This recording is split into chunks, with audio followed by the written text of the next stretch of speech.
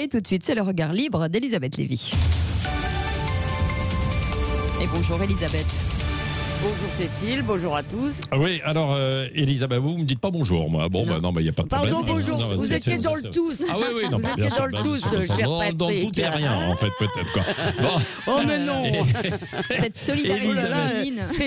Cécile, faut s'occuper de Patrick. Non, je fais ce que je peux, bah, hein. je plaisante, évidemment. Cécile, Elisabeth. Donc, vous avez écouté le discours du chef de l'État hier, qui était à Clermont-Ferrand. C'était un discours sur l'égalité des chances. Le président de la République veut améliorer cette égalité des chances. Bah, sur le papier, je dis oui. Non ? Oui, hein, mais c'est un peu une cuillère pour papa, une cuillère pour maman. Hein. Vous savez, ainsi va le macronisme. La semaine dernière, donc, le président de la République au Panthéon, le président de la République tonnait contre le séparatisme islamiste, hein, sans aller toutefois jusqu'à prononcer le mot, et il promettait qu'il n'y aurait jamais de place en France pour ceux qui entendent imposer la loi d'un groupe.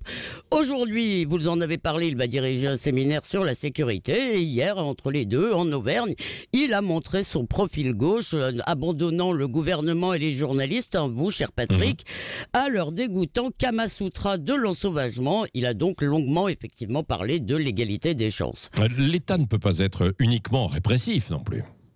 Oui, bien sûr, et c'est tout à fait louable de parler de cela. Hein. L'idéal républicain, c'est bien l'émancipation et l'autonomie de chacun, d'abord par l'éducation, indépendamment de son origine et de sa condition sociale. Le problème, c'est tout de même de lier les deux, hein, le séparatisme et la sécurité d'un côté, et l'égalité des chances de l'autre. Et c'est un peu le péché majeur de Macron, c'est l'économisme, hein, et l'excusisme qui va avec. Alors je le cite hier, il a déclaré « Lorsque l'insécurité s'installe, hein, c'est parfois parce que la vie économique n'a pas su s'installer dans un quartier. En somme, si certains cassent, agressent et intimident, et si d'autres endoctrinent, c'est parce qu'ils sont pauvres et discriminés. » Est-ce que c'est complètement faux ?